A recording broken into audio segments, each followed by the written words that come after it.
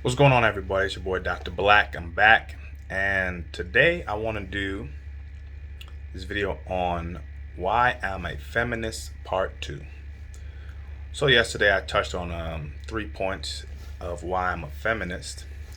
One is I'm a humanist. A humanist is a person who believes in their success being tied to the other humans on Earth, and primarily tied to the other humans on Earth.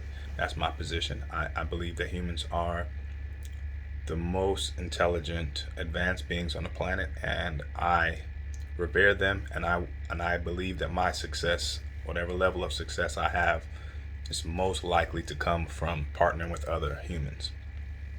Second reason I'm a feminist is because I've had a lot of good people in my family. A lot of good people in my family are women, and they've supported me and taken good care of me.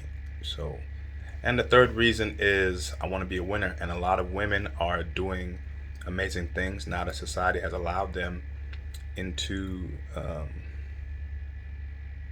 not allowed them into, but allowed them to be a bigger part of society, allowed them to find their way, allow them to apply themselves and apply to opportunities. Women have obviously proven that they are as capable as the men. So you would think, okay, men run the world because initially, prior to society, prior to civilization, back when we were hunter gatherers, the most important thing was physical strength. And naturally, men are born with more physical strength on average than women. But I think we could all admit that men took it too far. And even as we progressed away from hunter gatherers, into a society, into a civilization, into even modern civilization, men held on to this power that they had, suggesting that women couldn't do things without putting it to the test. That pushed the pendulum all the way to one extreme, where women have been second class citizens for 99.99% of human history. In the last 40 years, after 100 or so years of women's movements and women's rights being tied to the civil rights movement, and laws being passed that allow women just the opportunity to prove themselves, and industrialism proving to us, industrialism proving to us that physical strength isn't the primary benefit of a human, but the machines can take the place of physical strength and speed and power. So now what we need from humans is their mental capacity. Your mental capacity is your ultimate strength as a human. And lo and behold, women have as much, if not more, mental capacity, mental ability than men do. As I said before, you can go to any academic level where you have a co-ed environment, and women are beating men from attendance to GPA to achieving their credentials or diplomas. Especially in the black community, there isn't a single diploma that black men gain at a higher rate than black women. So once you took away this arbitrary, silly category, this arbitrary, silly view of life that the one who's more physically strong is the one who has to be in charge, and you applied the modern view of the person who has the best capabilities to operate the machine or the system or the procedure to organize the process. If you do that, then we find that women are extremely qualified to do what needs to be done and still somehow manage to go home and take care of the children. So I wanted to express my greatest gratitude to some important women who helped me to live this truth constantly. And I understand that other people don't have this experience. Other people don't have great women in abundance in their life. And I understand if you're one of those people, you think what I'm saying may be crazy, but we all have different experiences. And that's the value of being connected on the internet, that you don't have to only live your experience. You don't have to only be knowledgeable of your experience, but you could be knowledgeable about other people and the greater population at large. So in my family, all of the men have who have achieved at least academic success, their wives have more. So the only person in my family who's achieved a PhD to this point is my aunt, and then the one who's working on her PhD. Actually, two people are working on their PhD. Are my other two aunts, and they're all married to husbands who only have master's degrees or bachelor's degrees, and or none, no degrees. Even my parents, my mother is the one who worked hardest since my parents came to the United States, had a great career, and my father was more or less supporting her while she was being the breadwinner, putting in the work, getting it done.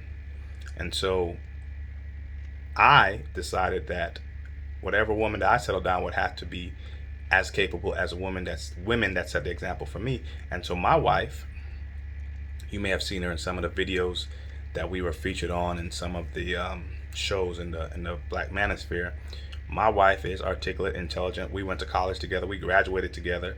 She graduated with a slightly higher GPA than I had. Go figure. Not surprising at all. And so women are as capable as men, especially the modern woman and the modern man. A lot of these men in this space want to argue that women have been blessed or fortunate to have the society the men set up. It's nonsense. If we take the women out of it, the men still need the society that is set up, because every man isn't strong, right? Every man isn't dominant. Every man can't protect himself. Men are bullied and hurt and abused by other men. And we don't even report it half the time, but we know, just a simple common sense, that there's a bigger, stronger, faster man than everyone. And there is no one who's the ultimate man.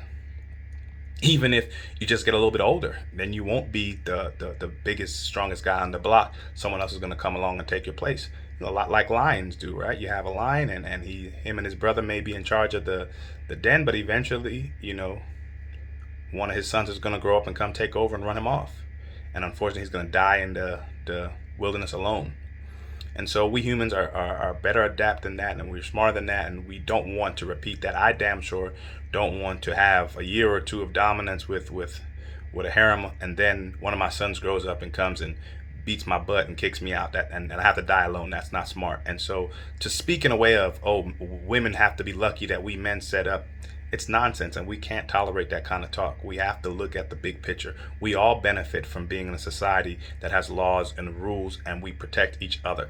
We really just adhere to the rules, and the concept of the society protects us. No one person is really just out here protecting everybody else.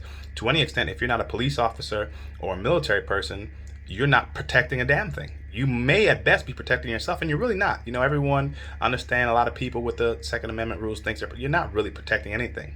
50% of the people who are killed in homicides from guns per year in the United States are accidental. So all the people who are claiming, oh, we're tough people and we handle our business and we got guns, half of you shoot and kill yourselves or have yourselves. Really, a lot of Second Amendment advocates leave out the fact that the people who get hurt by gun violence, a lot of them are children mishandling an adult's weapon who left the weapon out. So the idea that we're just out here protecting ourselves and we're all protecting the women and the women better be thankful, it's nonsense. We protect each other because there's power in numbers. And so I am a feminist. The second reason I'm a feminist, expanding upon the reason I'm a feminist, is I have great women in my life who've taught me that even though you're a minority and you're maybe an immigrant and you're faced with a lot of challenges, you can overcome. And my wife, shout out to my wife, is a really great example of what motivates me to be a feminist, because my wife has overcome so many struggles in her previous marriage, in her growing up, in her childhood, in her military career, and for her to still be strong and cognizant and capable and excelling. She doesn't need me to protect her, but I am honored to have such an outstanding woman in my life that I can feel proud of to be in her sphere. And I think a lot of people who are criticizing feminism and criticizing women, I think most of the guys in the Black Manosphere are people who have failed relationships. And instead of being a winner and figuring out how to overcome your your obstacles and to do better than you previously did, they've come together into a group where they whine and complain about why the rules are unfair, that they lost, instead of doing better. For those of you who are athletes, especially like basketball players, we learn, hey, you take a loss, but you get in the gym, you get better, and you come back and you beat whoever beat you before. Doing this the way it's being done, creating a space where you insult women and you belittle women and you hate on women and you tell them that they owe you something that they clearly don't. That is not what winners do. That's what losers do. And the black manosphere is a cesspool of losers crying about losing instead of being productive and trying to win and trying to do better and trying to have a successful relationship. Now, I'm not even sure if they would admit that they're all trying to date or in the process of dating or interested in dating. So how are you going to talk about how much you hate women yet going out there try to be with women? Now, they might cover up and say, well, we don't necessarily want black women, we want other women to date. How is that so much different?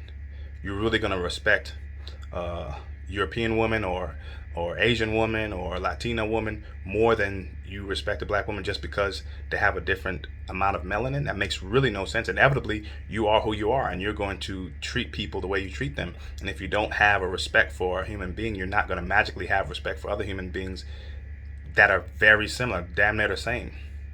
So this is another reason why racism makes no sense. And so racism is dumb. Sexism is just as dumb, especially in our society today. We're no longer Neanderthals. The strongest person isn't the most beneficial.